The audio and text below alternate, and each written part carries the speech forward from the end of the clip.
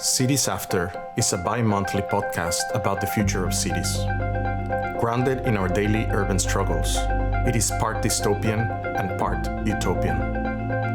My intention is to entice your civic imagination into action, because we know that a more just and sustainable urban future is possible.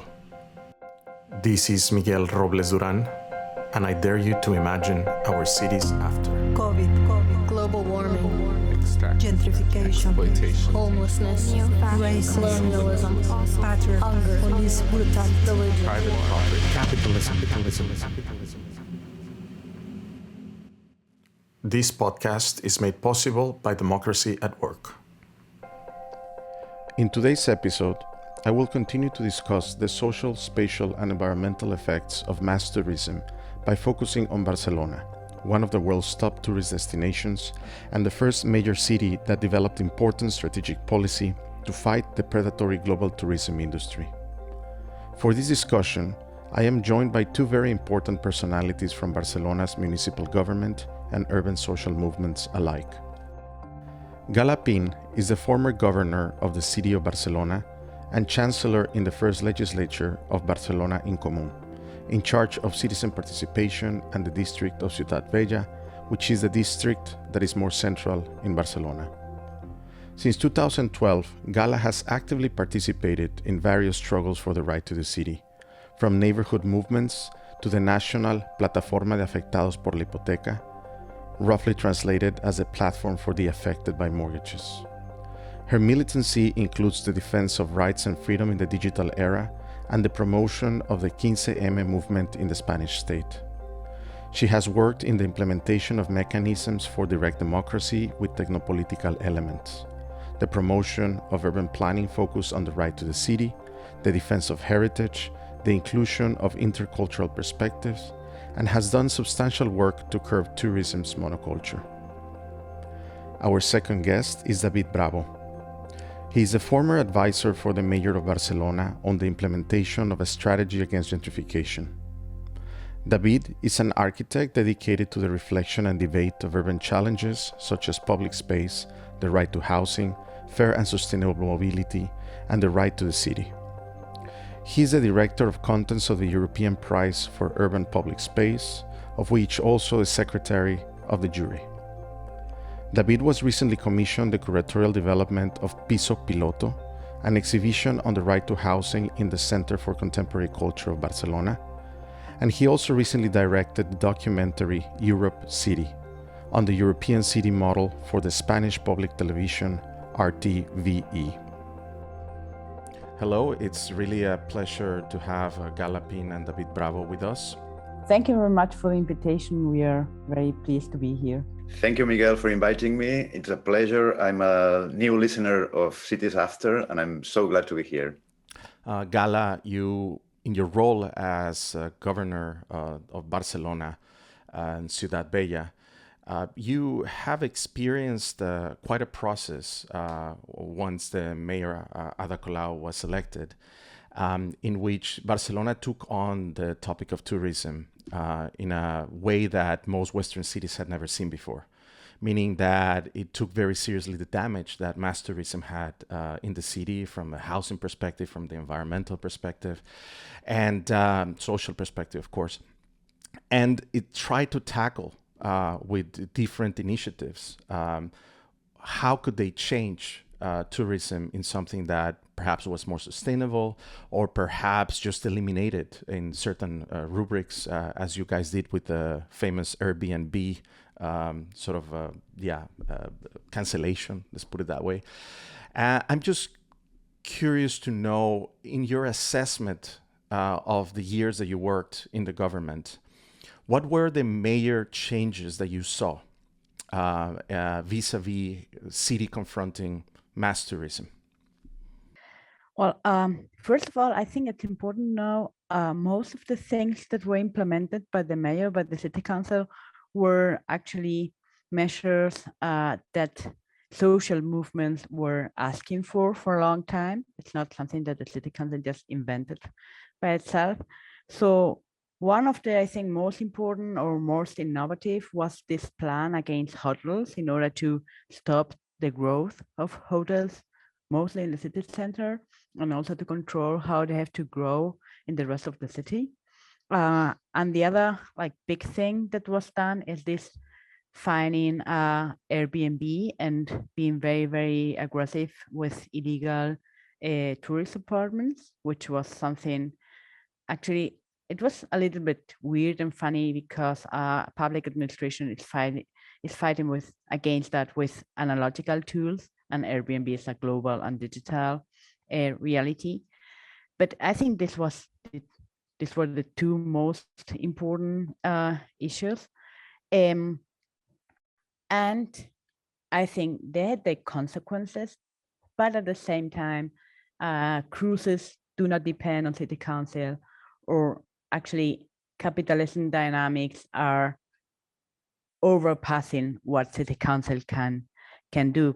But with these two initiatives and others that were done, I think Barcelona became a referent of how to limitate. It's not just like fighting against tourism, it's to have a public control of how tourism should, or tourism industry should be in the city, which does not mean that the problem does not exist anymore.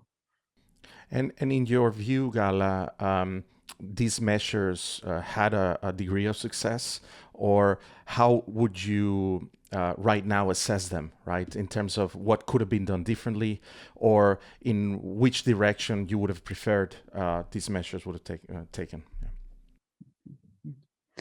Well, I think if you make policies that go in the same direction capitalism goes, you can see changes very fast. And if you are trying to apply measures that go against capitalism dynamics, it's very difficult. What you see is that some things do not happen, but you do not see like new realities, no? So in this sense, I do really think that the city center has not so much or not as much tourism collapse as it could have, but it still has massive tourism and a lot of problems because of that.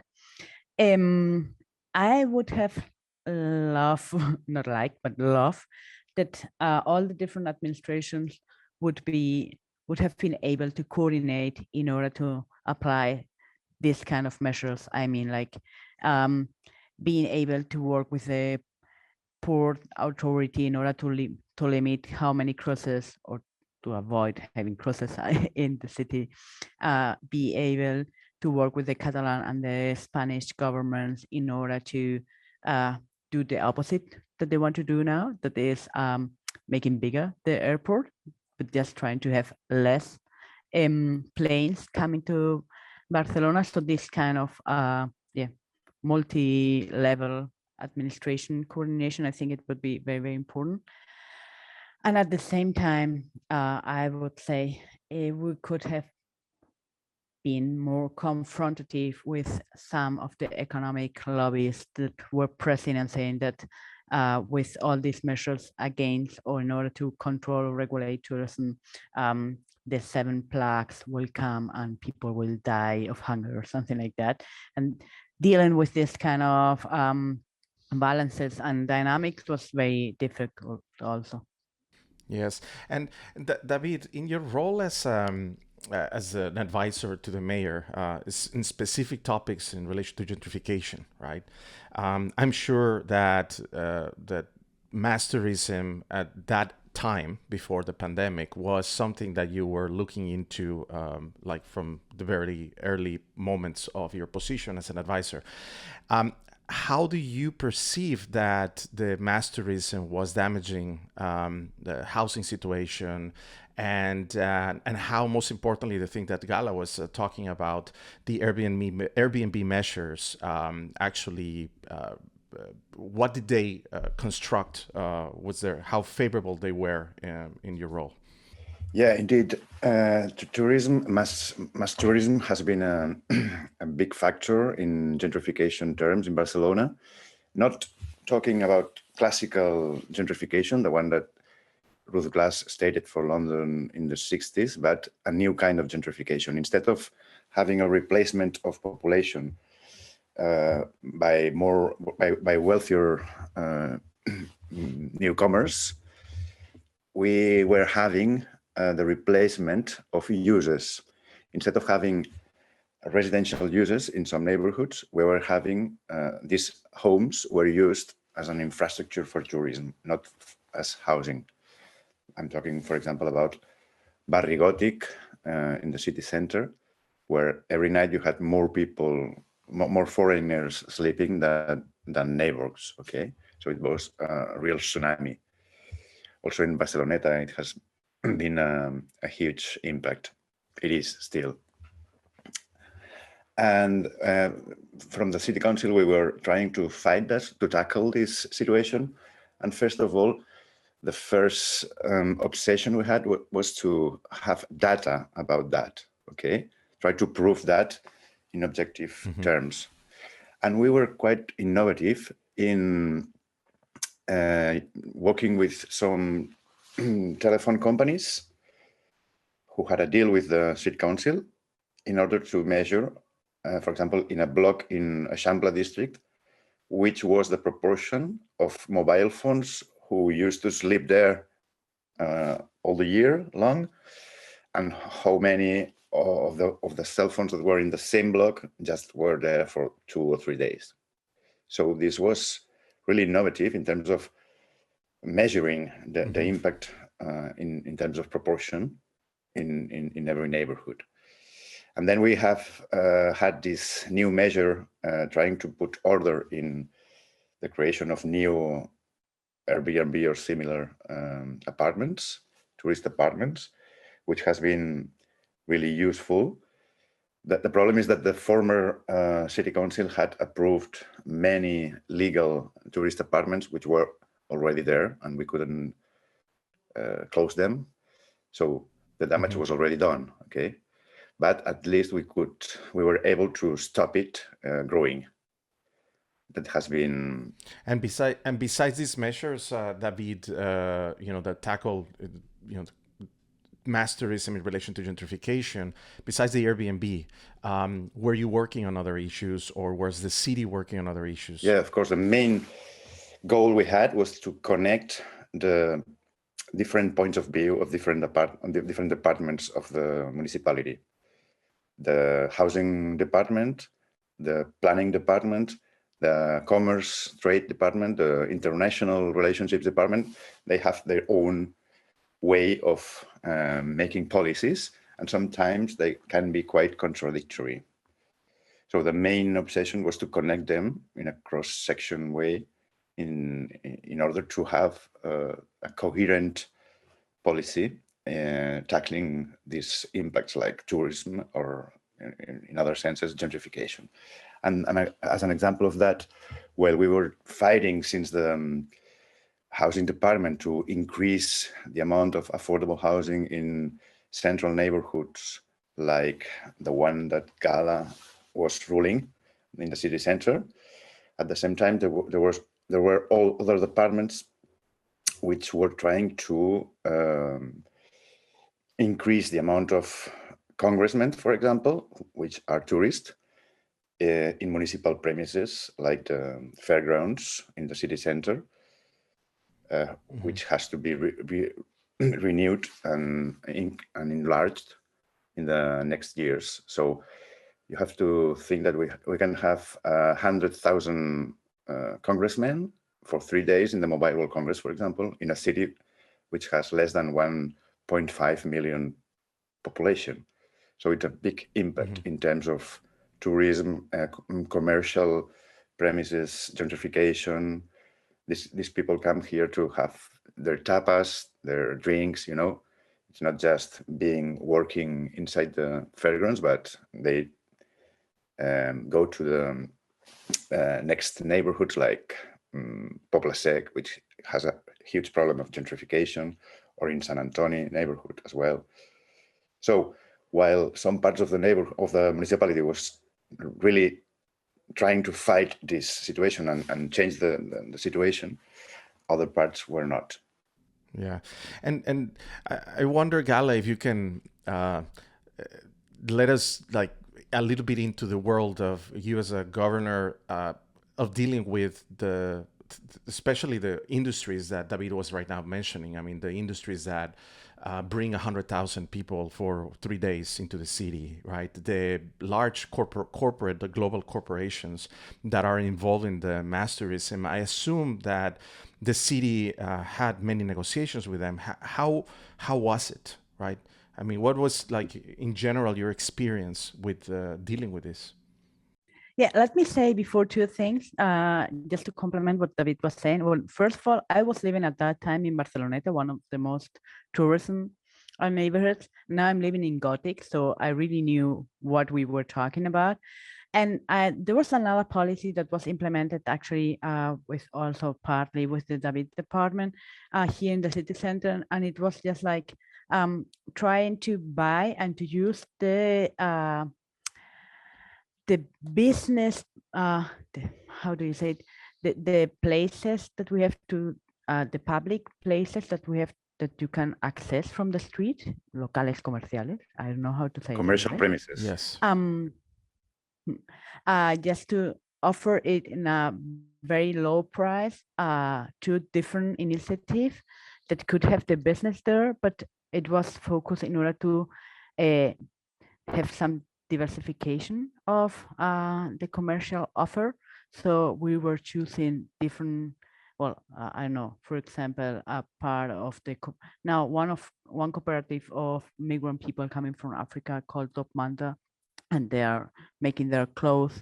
There's an old library that was gonna be evicted from the place they were. It's now in one of the public places. So this is a very small policy, but I think it's an important one. And concerning the question you were asking, I think there are like different levels. No, one level is concerning attitude from these people. The funny thing was at the beginning, they were just like, we didn't understand what you're talking about. Why is the government talking about regulating tourism? And also this attitude, okay, don't worry, you will pass. So we will be able to do our business like before when you go, because this was a kind of democratical error that you're here. This one of the things. The other thing is how they play in the political level. So we were a government in minority.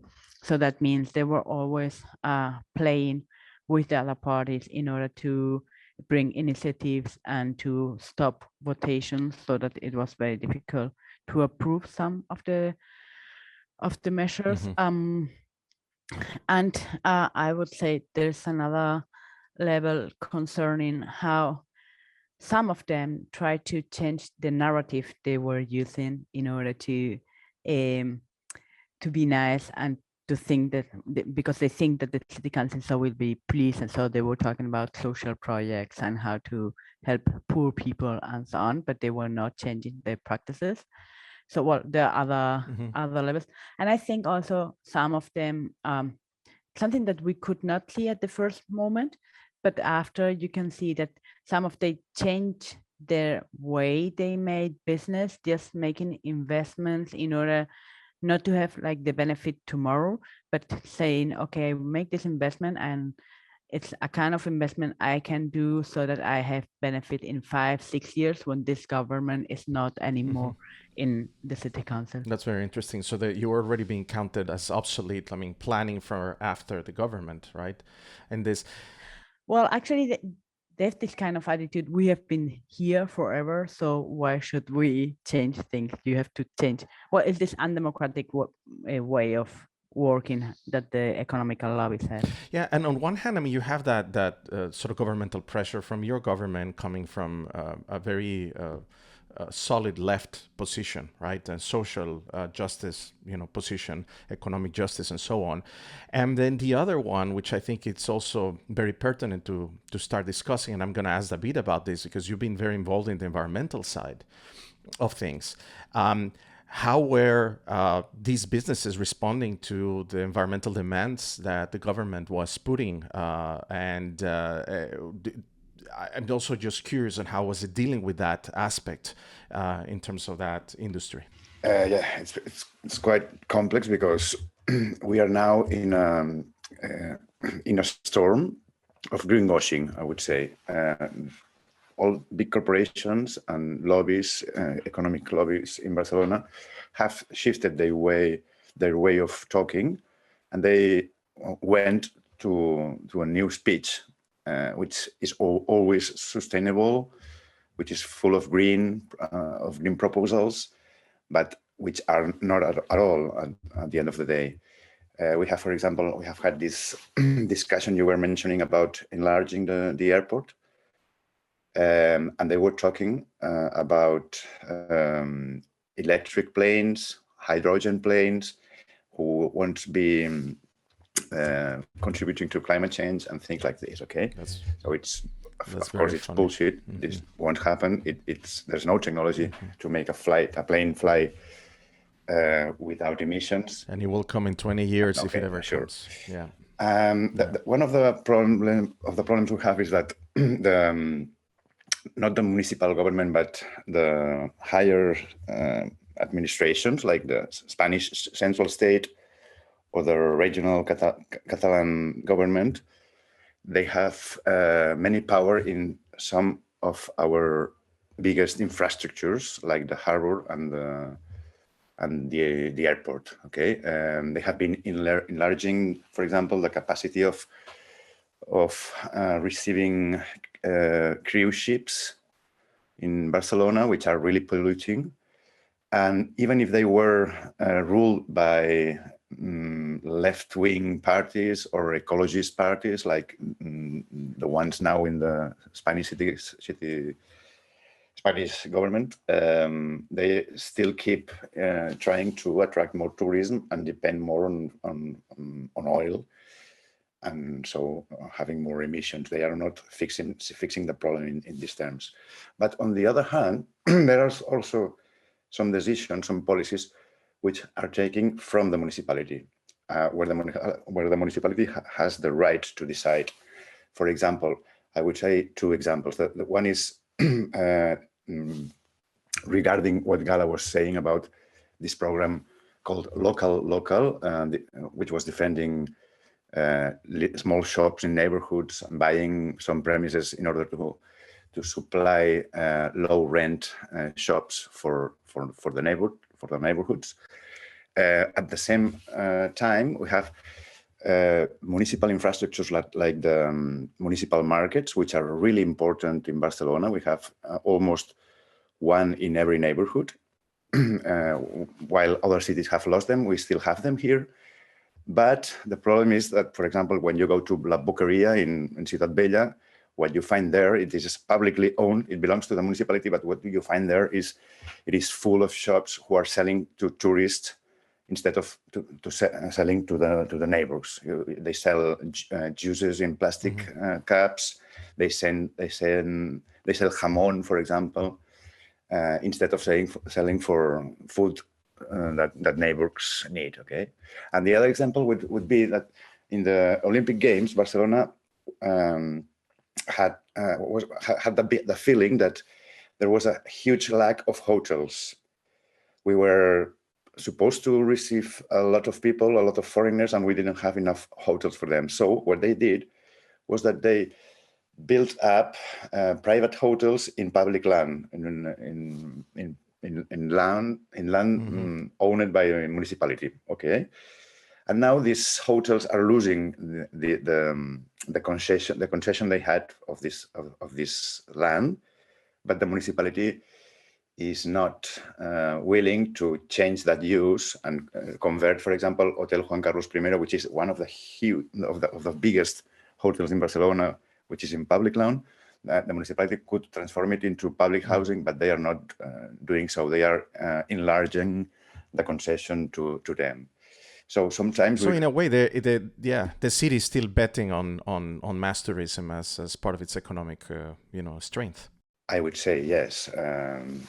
Unluckily, for example, now the municipality is organizing this huge congress on tourism, on mass tourism, which is called the Future of Tourism. They are inviting people from all around the world to participate in municipal premises in this Congress. And the neighbors are protesting against that, and they are even organizing a parallel counter Congress in order to fight this kind of policies. One of the biggest paradox we have here in Barcelona in terms of tourism is that all the taxes that tourism, all the money that we collect from tourism in tourism taxes, okay, I think it's 2 euros per night.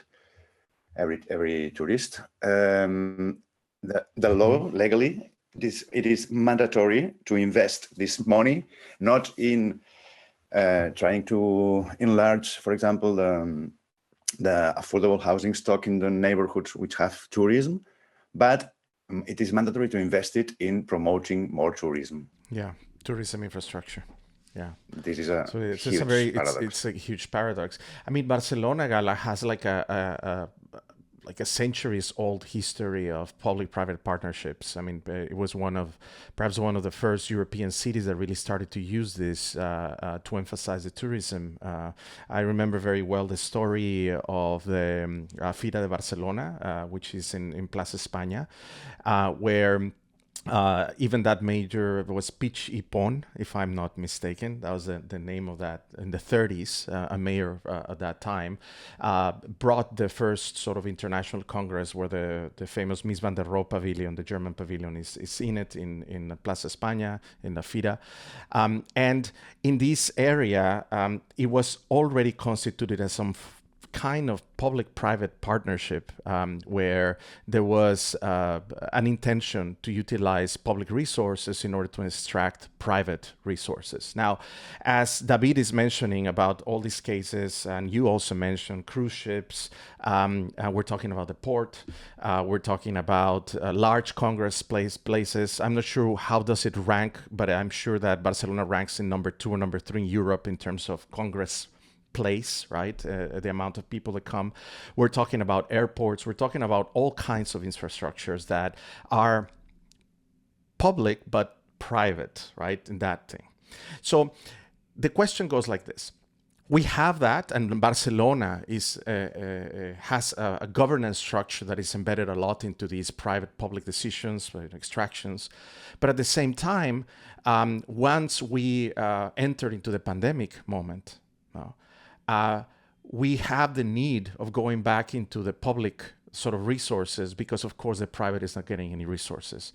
So I wonder if you can talk a little bit about those contradictions, because in my last visit to Barcelona, I saw heavy impacts on the pandemic. The pandemic had, simply because Barcelona was a city that has been structured in the last decades to just receive tourism as a main economic engine, right? So how do you see those contradictions, Gala, playing off? I mean, first the public-private, right? And then now the pandemic comes and there's not much private. How is the public taking over? I would say it's not just the public, it's also the community structure. Well, it's a contradiction, but it's something that also the social movement have been advising and denouncing for a long time. Just to put you an example, during the pandemic, 5.5% of the little shops of different neighborhoods of all the city were closed, and in the city center it was at 25%. In front, 5.5% and 25%. So it's a problem to focus just in the tourism industry. I would say one of the opportunities that we have lost with this pandemic is actually that as far as all these private industries and economical lobbies were asking and demanding for big public aids in order to survive the pandemic, we should have asked them to make sure that they would guarantee working labor rights, that they should that they would guarantee a basic rights that they're not guaranteeing right now, and a different kind of dynamic within the city. I think this one opportunity that we lost, and more than a contradiction, I can see now the danger that we were talking about starting recording, that is how they took a good position in order to go much farther than they were before the pandemic, when the pandemic stopped or stopped having so many restrictions as it had until now. So I can see now all the business related with the tourism industry going much farther than they were doing before the pandemic, and trying to get as much money as they can, as fast as they can. And I think that's a big danger, because it will be very difficult to go back to a situation where you can find a balance that was not existent before that.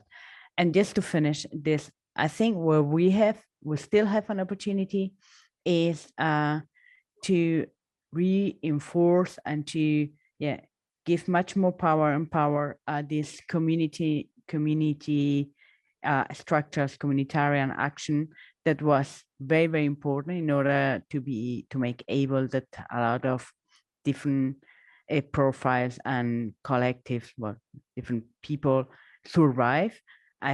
We have now the opportunity also to think of community public interaction and models of management beside this public private management models that I think what we have seen is they're using public money in order, it's public cost and private benefits at the end. Yeah, and one of these examples I take because that's been the one that's sounding the most on an international level is the questions of around the airport, or as I was talking about, the expansion of the port.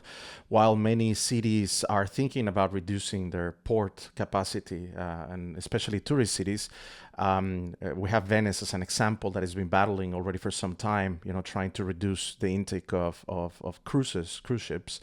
I think so far the industry in Barcelona has been trying to even increase it, as it's the case with the airport. I mean, the relationship with these different large industries, it's a stake. It's more of a global apparatus, right, than the local thing. And this question, I guess, is for you, David. There is a very large distance between the scales of operation between the local tourism industries vis-a-vis the large mass tourism industries that have billions spent on cruise ships, the partnerships that get instated for, let's say, the airport, right, airport expansions and so on. And that distance, that gap that it creates, I assume it also has created a lot of fragmentation in terms of how the citizens or the inhabitants of Barcelona are looking at tourism. So in your assessment, how do you see people in general their opinions around what's happening, right? What Gala is saying, like there's like mass mobilizations on one side, and another kind of looking at a more sustainable form, but at the same time the mass tourism just speeding up even more than before the pandemic. Yeah, for me, one of the main things that Mayor Colau and her party has achieved in Barcelona is in terms of storytelling. When she was running for mayor for the first time, she was talking about the elephant in the room was that we had too much tourism in Barcelona, and it was impossible to say that. She was the first one to say that. You didn't have any governor, any mayor, anyone going for mayor who was able to say that. Okay, and at the beginning, when she began saying that, they were insulting her. How can you even say that this golden egg chicken, this golden egg hen that we have here, this money machine that we have here, should be regulated by public administrations because it's our incomes. You're gonna kill us. But I would say that in in 3 or 4 or maybe 5 years, the people's perception of this issue has completely shifted. And at the end of that time, most of the people was thinking, okay, it's too much. We need to put some order here because we cannot live in this neighborhood anymore. It's too much. It's true that some people are getting a lot of money, the hotel owners, for example, but others are losing their homes and they have precarious jobs and they are not accepted in their city anymore. So something needs to be done. And now I think this is a major perception, and even other parties are also accepting that. So this is, for me, one of the main achievements of the mayor in terms of tourism. On the other hand, I would say that one of the main current mistakes we are making is thinking that global capitalism is strong. It is so huge and so strong that you cannot stop it. You cannot regulate it. It's much stronger than states or municipalities. And I think this is a huge mistake. I think it's not true, because this global, what we call global capitalism, depends on local physical infrastructures like airports, like harbors, like streets, which are publicly owned. Without streets, Amazon could not sell anything. They need those streets for the supply of things to homes, okay? And mayors can do lots of things in order to tackle these impacts, their environmental, but also their social impacts. And we are still having these red carpets, I call them, these publicly owned infrastructures like the harbor, like the airport, like the fairgrounds, which are municipally owned, as I was saying, that are still given to those people. For example, the municipality has many offices which are in privately owned buildings in Barcelona, okay? And the municipality pays 30 euros per month per square meter to rent these spaces.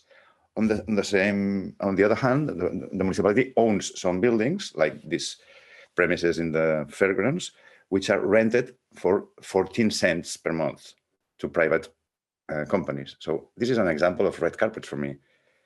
What they should be doing was giving those premises, those central square meters to the ones who need them more. And the ones who need them more are people needing affordable housing, are, for example, unions of tenants who need a place to gather in assembly in neighborhoods, or these grounds, these lands occupied by hotels needs to change their use to other uses which are much more needed in environmental and social terms. Yes, I mean, this is, I guess, very interesting. You say that the perspective of the majority of the citizens of Barcelona, or the inhabitants of Barcelona, has been shifting since Mayor Colau took over the office.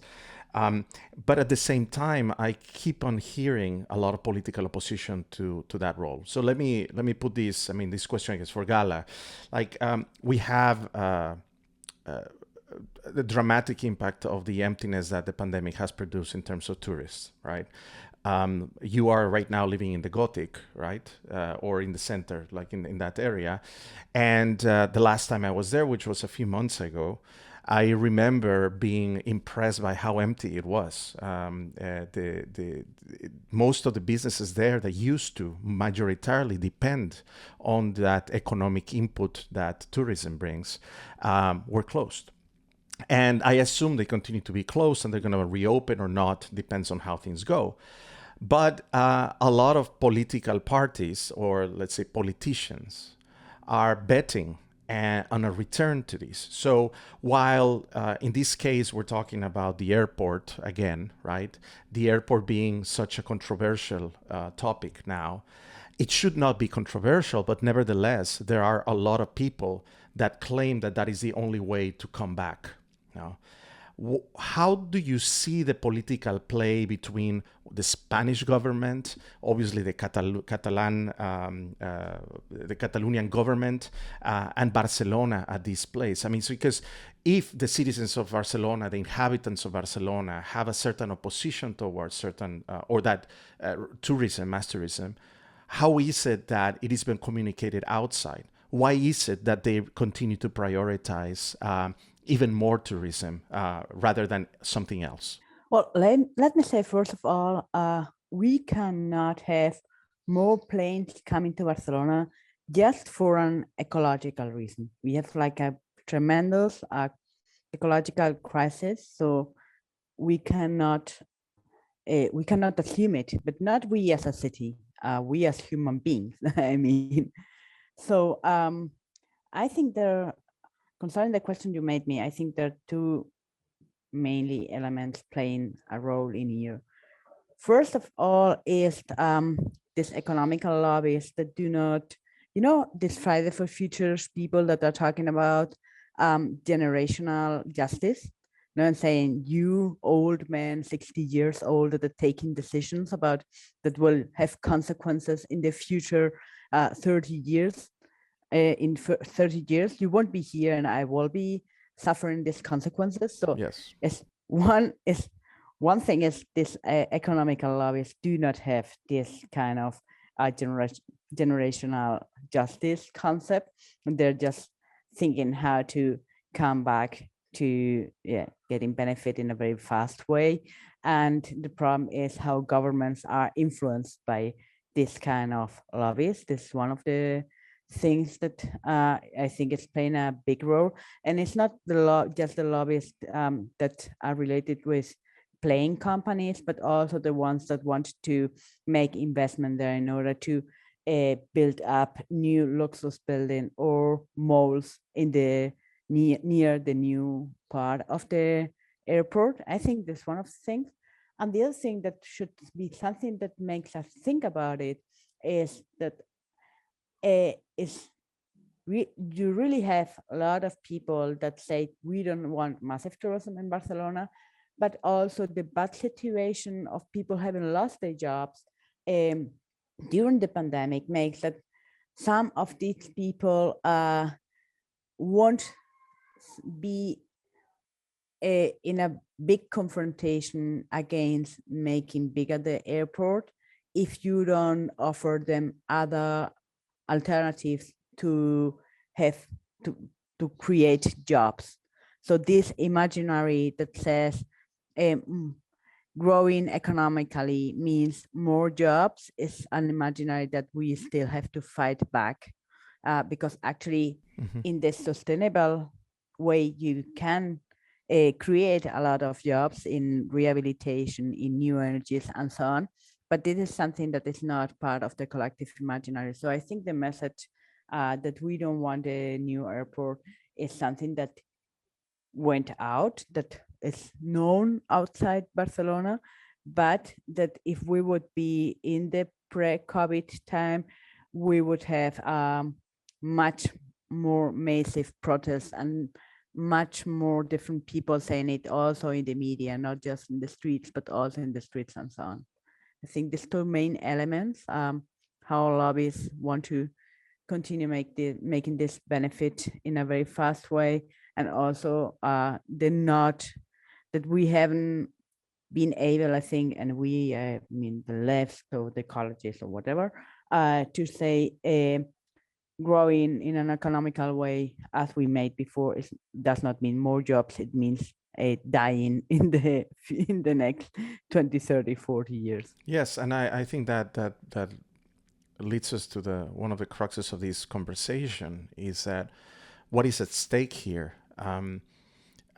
For many reasons, Barcelona has been at the forefront of a lot of the major urban transformations, at least ideologically, or at least as an example of different changes that are pro-people rather than pro-capital for already a few years.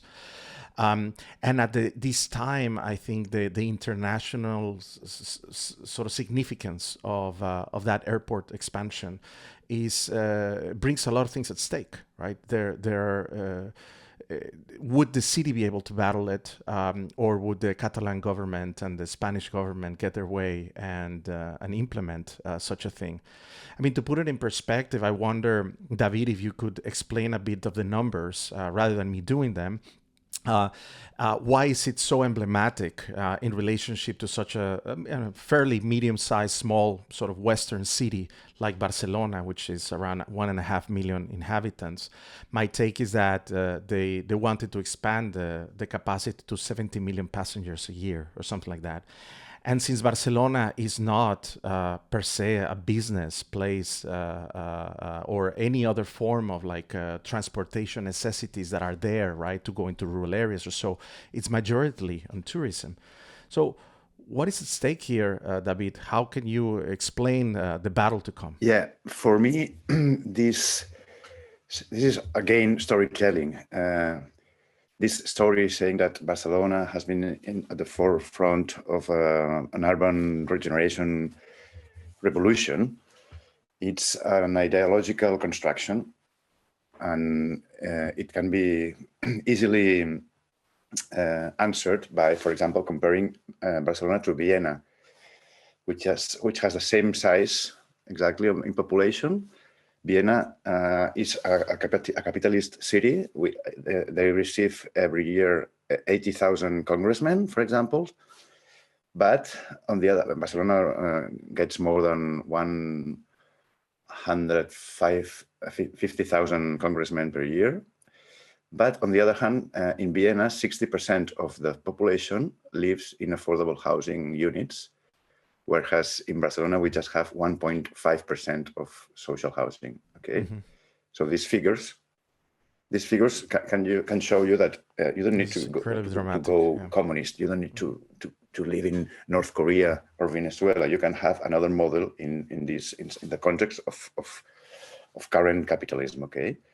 So Barcelona should be investing huge amounts of public money and land in increasing these affordable housing stocks, because, for example, when we are talking about the loss of jobs, what we don't say is that Spain is one of the countries in the OECD having a higher overburden tax, meaning the proportion of incomes that families dedicate to pay for their house, okay?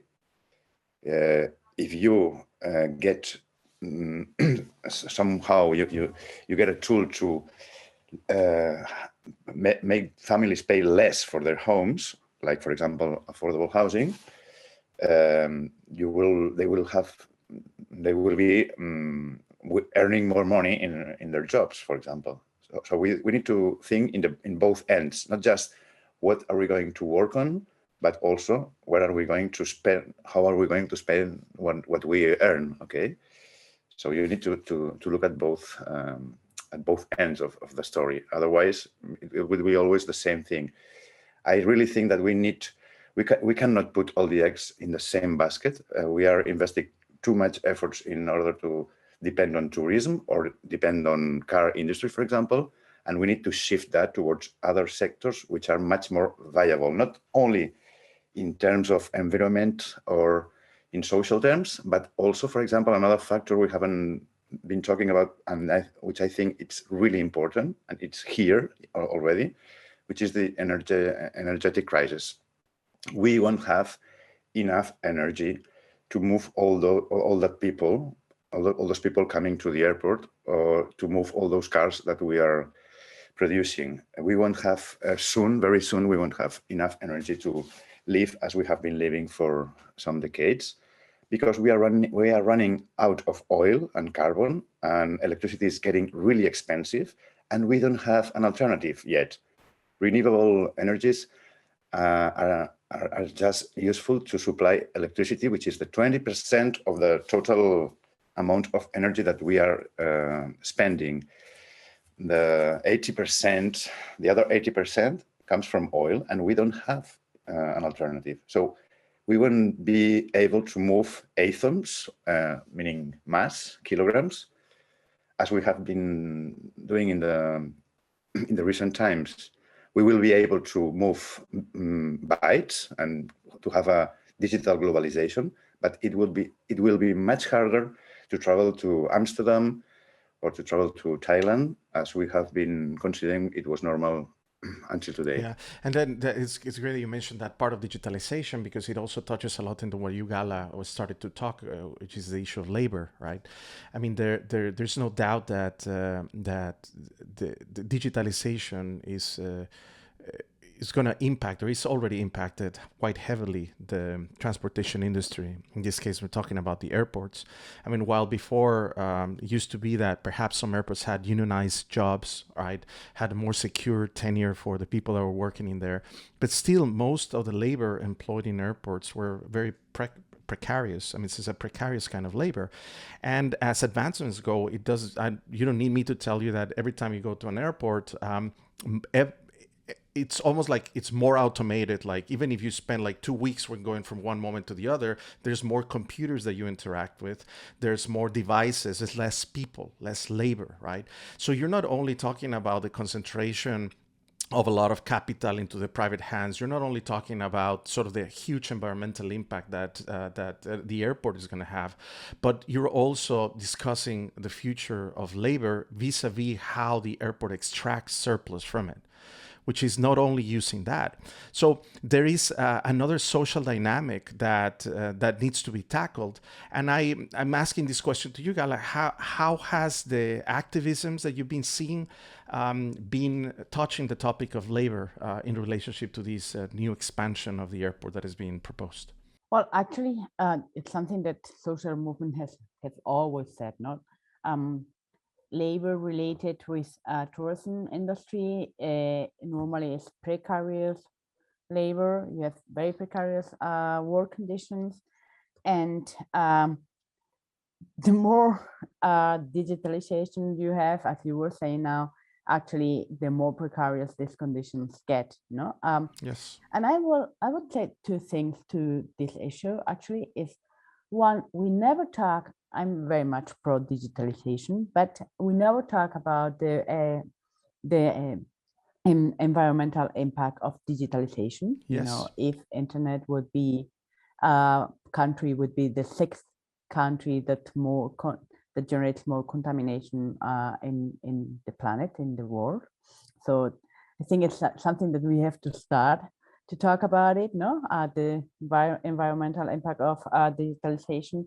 And the other thing is also much more concerning in democracies and which kind of future we want to build is how this digitalization implies also collecting every time much more data from people that are passing through these airports, and that are contributing to generate procedures and infrastructures of artificial intelligence that are damaging our democracy, or that are damaging our privacy and a lot of our digital rights.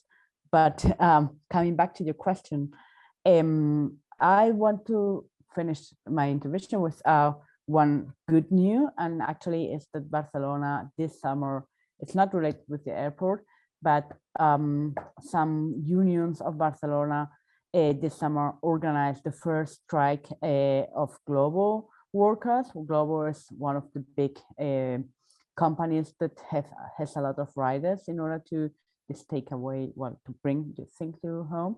So the first strike all over Europe, that was, I think, all over the world, of global workers was organized this summer in Barcelona. And I think it was also something that won't be one thing that just happened and it's forgotten. I think more and more unions and people are working in order to be able to have the conditions that people working in the digital industry, in the most precarious works, are able to strike and to fight back for their rights. Yes, and this brings me to part of the closing questions. I think all of us, the listeners of the podcast, which are around the world, are very curious to see what is coming in this battle for the airport. I mean, how do you perceive it, right? And I would love the answer of both of you on this, right? It came very fast, right? Approval happened. and their mass coalitions are being formed in order to battle it from every direction. How do you see the future of these right now, David? For me, the answer is very simple. I see the airport empty in the future because there will be no flights, or flooded because it's very close to the sea, and as the sea level will increase, it will flood the airport, even the old one or the new one. If they enlarge it, it will be useless. And for you, Gala? I would say that's a battle that we will win. I'm pretty sure. It cannot be in another way. Actually, the Spanish government has already said they want to invest this 1,200 million in the airport because the Catalan government does not want to. Actually, we have won the first step of this battle, and I'm pretty sure we will win the rest of the battle because of this environmental crisis that we have, and also because it makes no sense to have an expansion of the airport. And also coming back to the highlight of the podcast, which was the bit phrase, capitalism is not so strong, because it also depends on local infrastructure. I think it can be a nice battle to win, actually. What do you think? Do you sense any difference in the level of coalitions or the formations? Many of them are heavily mature. I mean, that is bringing this battle. I mean, what is this battle? Is this something different from these coalitions than other battles that Barcelona has fought in the past? Is it bigger? Is it larger? Is it more concise? I mean, David, do you want to answer?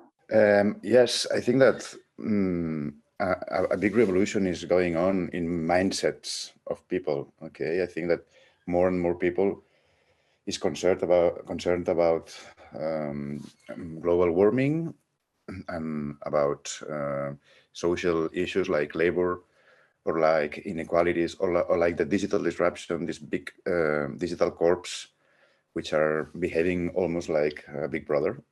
So I think this awareness about these issues is getting bigger and bigger, and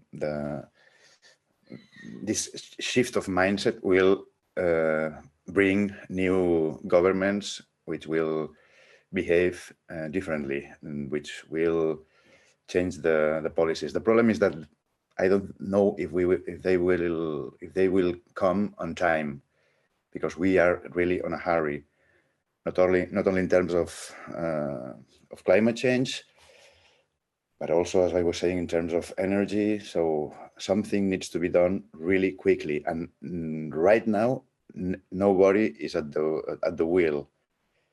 Nobody is making policies which are proportional to the problems we have in front of us. mm-hmm. So I think that seems to be the problem worldwide in cities. Yeah, exactly. I mean, the resolutions that they propose are quite smaller, slower than anything that is coming. And these new policies are implemented. For example, environmental policies are implemented without tackling the social issue. You will have new populism and many people against these new policies which are needed. Yeah. So it's very difficult. The next move is very difficult. We all agree where we want to go in a decarbonized economy, for example, without emissions and all that stuff, but we don't know how to get there. This is the most difficult for me, the next step. Yes, and then this is actually part of the last question of the closing for the podcast that I normally have for my guests, which is for both of you. Let's start with Gala. What would be your ideal scenario on how Barcelona should address tourism? I mean, considering that everything is put in place, considering that you have your way on any direction possible, what should be the future of tourism? Well, the problem of having been a governor is that you always have this tip of thinking in realpolitik, no, and you lose part of your political imagination. But I think if I try to activate this political imagination, I think we have to assume that if we want to save the planet, we cannot move as much as we are moving right now. And that means you will have local tourism, much similar to people visiting, that not just making tourism, which is a little different. But we should not have this massive tourism that we have right now. And I think it means also a big change in which are the business initiatives that have more power and that are much more important in the city center in Barcelona in the next years. But I think we have to have this diverse economy, focus in this 0 kilometer and consuming things that are produced and that are done nearby, and having just less people coming here from all over the world, because like David was saying, we don't have enough energy resources to sustain that. So I assume, that is something that I will also wish, because it's the only way also to trying to stop a little bit this climate change that is so urgent. David, what is the future of tourism? What should be the future? Let me begin by the present. I have a very optimistic figure, which is that nowadays already bike tourism moves more money than cruise ships in Europe. Okay, they are earning more money in bike tourism than in ships. So we are almost there. We just need to invest in ways of moving which are much more sustainable. Like, for example, train. If you go to Paris, you don't fly to Paris. You take a night train, and you spend the night on it, and then in the morning you wake up in Austerlitz, La Gare d'Austerlitz, instead of arriving to Charles de Gaulle Airport, which is very far away of the city. The Austerlitz Gare train station is a wonderful one, which gets you in the city center. So it's beautiful. It's not worse. It's many of the things we need to do is not renouncing to a high quality of life, but on the contrary, it's improving quality of life. Walking towards the school is much better with the kids. It's much better than driving them to school, because you're stressed, you cannot play with them, you cannot look at the seasons, okay? So many of the steps we need to do, they will improve our lives. This is an optimistic sense that we need to show to people, okay? On the other hand, I think that traveling will be less common. You wouldn't spend a weekend in Prague, please, it's crazy.